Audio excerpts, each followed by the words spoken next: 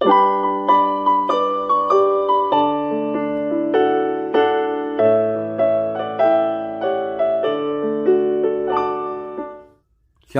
salam sejahtera bagi Bapak Ibu Saudara-saudara, anak-anak yang dikasihi oleh Tuhan Yesus Kristus. Berjumpa kembali bersama saya Pendeta Eka di dalam renungan firman Tuhan pada hari ini, hari Sabtu 10 Desember 2022. Sukacita dan damai sejahtera dari Tuhan Yesus kiranya menyertai hidup kita sekalian. Puji nama Tuhan.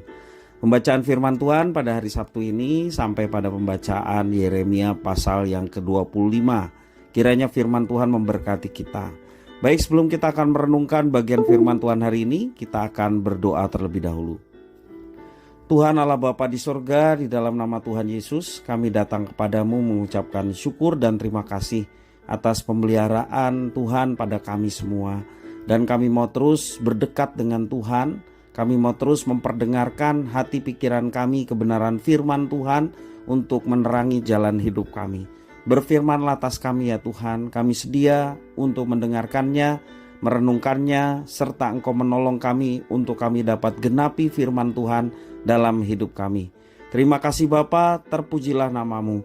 Demi nama Tuhan Yesus kami berdoa. Haleluya, amin.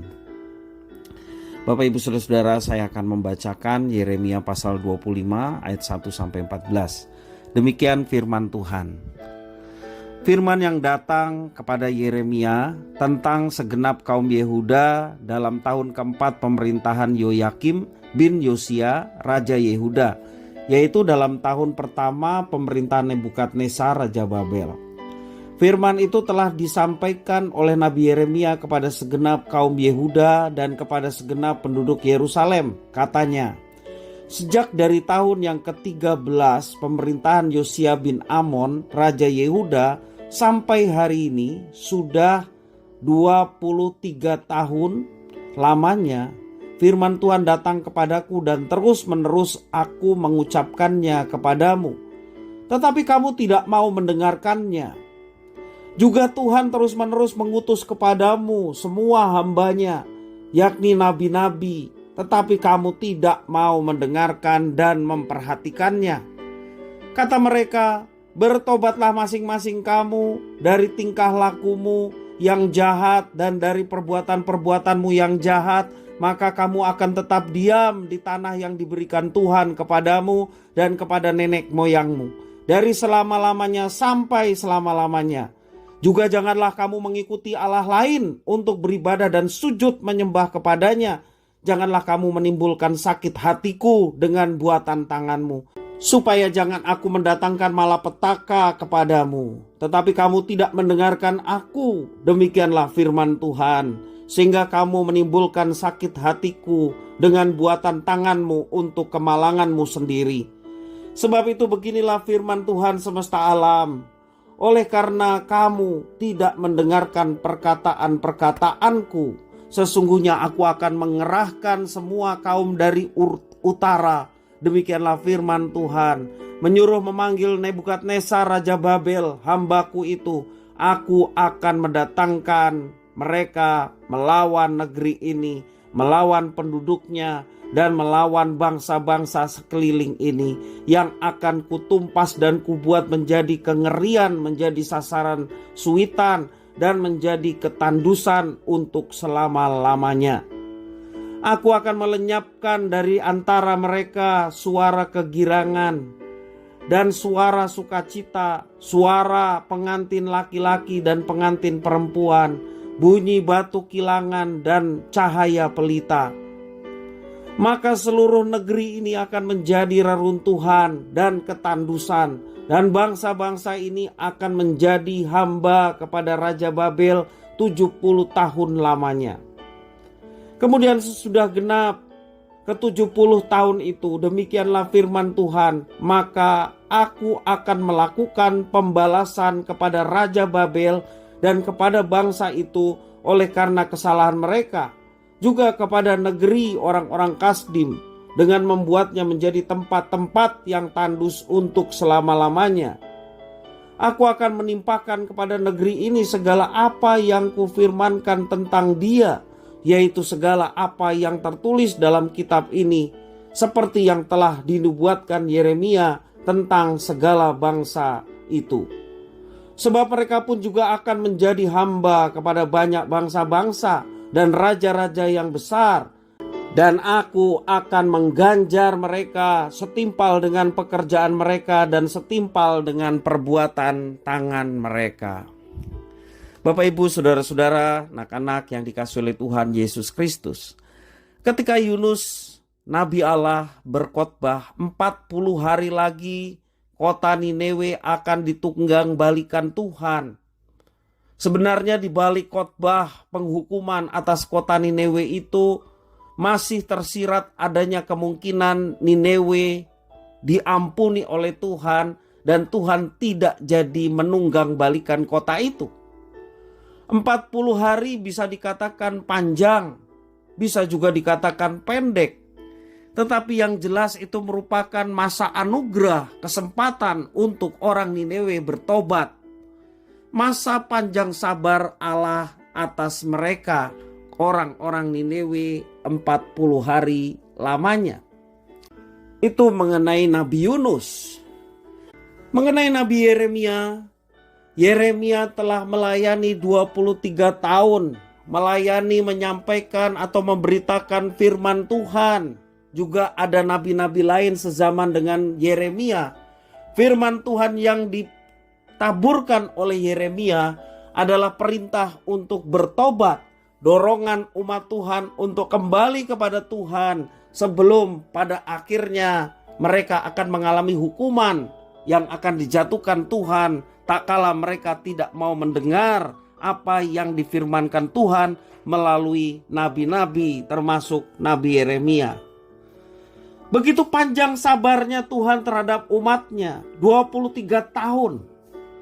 Panjang sabar Tuhan terhadap umatnya yang terus-menerus berdosa dan menyakiti hati Tuhan, menyembah Allah-Allah lain yang disembah oleh bangsa-bangsa di sekitar. Begitu panjang sabarnya Tuhan, ingin supaya umatnya berbalik karena memang Tuhan mengasihi umatnya. Akan tetapi panjang sabar dari Tuhan tentunya ada batasnya. Seperti Niniwe 40 hari. Dan puji Tuhan, Alkitab mencatat Niniwe bertobat dan penunggang balikan kota itu tidak terjadi karena pertobatan mereka. Tapi kita mau belajar tetap ada batasnya ketika umat tidak mau bertobat. Tak kala tidak ada ikhtiat baik dari umat untuk bertobat dengan sungguh-sungguh dan meninggalkan dosa mereka, maka pada akhirnya hukuman pun tidak terelakkan lagi. Disinilah pemberitaan panggilan pertobatan berubah menjadi kepastian penghukuman yang akan datang dan menimpa mereka. Penghukuman itu keras dan panjang, lebih kurang 70 tahun mereka dibuang di negeri Babel. Namun masa hukuman yang panjang itu juga pastinya akan berakhir. Ada pengharapan hukuman itu akan berakhir. Tuhan akan kembali menyayangi mereka setelah mereka mengalami penghukuman yang dahsyat dan menyakitkan. Dan itu sebagai bentuk pendisiplinan Tuhan atas umat yang dikasihinya supaya mereka berbalik kepada Tuhan. Inilah kasih setia Tuhan atas umatnya. Hukuman yang diberikan tidak pernah dimaksudkan untuk membinasakan secara total. Hukuman yang diberikan itu merupakan pendisiplinan rohani atas mereka, umatnya, untuk mereka bertobat. Dan Babel sendiri pada akhirnya dikatakan kitab suci, mereka pada akhirnya dihukum oleh karena kejahatan mereka. Bapak, Ibu, saudara-saudara yang dikasihi oleh Tuhan, selain panjang sabar juga dibutuhkan ketekunan dan kesetiaan para hamba Tuhan seperti Yeremia untuk terus-menerus memberitakan pertobatan kepada umat yang berdosa. Kapan panjang sabar Tuhan sampai pada batasnya? Kita tidak pernah tahu kapan batasnya. Yang pasti selama masih ada kehidupan, di situ belas kasihan Tuhan tetap harus kita nyatakan. Bahkan kita tahu penghukuman Tuhan yang dijatuhkan atas umat yang keras kepala sekalipun merupakan cara Tuhan untuk mendorong mereka bertobat dan berbalik kepada Tuhan. Itu merupakan bukti bahwa Tuhan mengasihi mereka dengan mendisiplin mereka dan tetap memperpanjang sabarnya untuk pertobatan mereka. Biarlah Roh Kudus yang bekerja dengan caranya yang ajaib membawa pertobatan bagi setiap kita yang saat ini membutuhkan Tuhan, membutuhkan pengampunan dari Tuhan. Ketika kita melakukan banyak dosa, perbuatan yang dikatakan firman Tuhan menyakiti hati Tuhan, kita mau bertobat meninggalkan semuanya itu dan berbalik kepada Tuhan. Apapun itu, kita berbalik kepada Tuhan. Jangan kita terlena, sepertinya kita sudah terus berbuat dosa tetapi tidak ada apa-apa dan hidup kita lancar-lancar saja.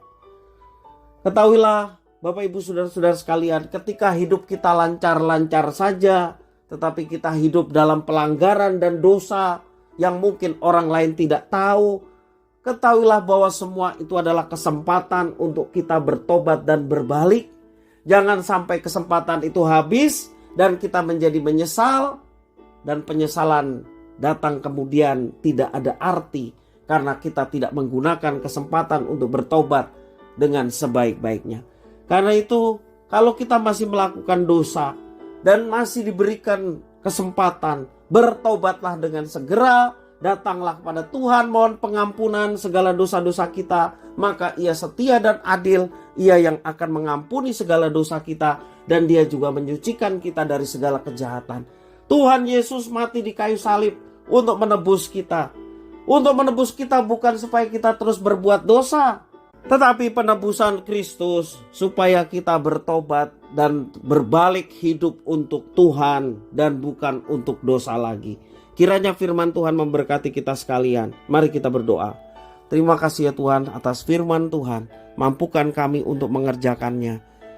Biarlah kesempatan yang Engkau berikan kepada kami menjadi kesempatan untuk kami bertobat dan berbalik kepada Tuhan, meninggalkan segala dosa dan sesuatu yang menyakiti hati Tuhan.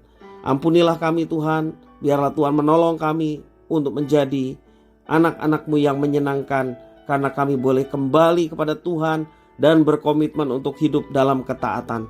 Terima kasih ya Tuhan, demi nama Tuhan Yesus kami berdoa. Haleluya. Amin.